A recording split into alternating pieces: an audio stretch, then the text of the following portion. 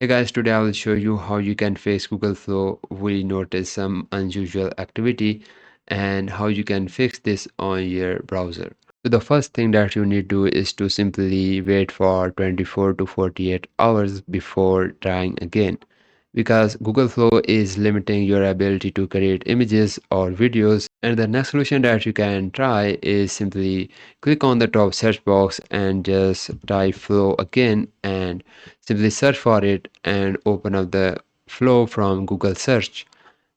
And then just click on the option of new project and simply try to create the images again.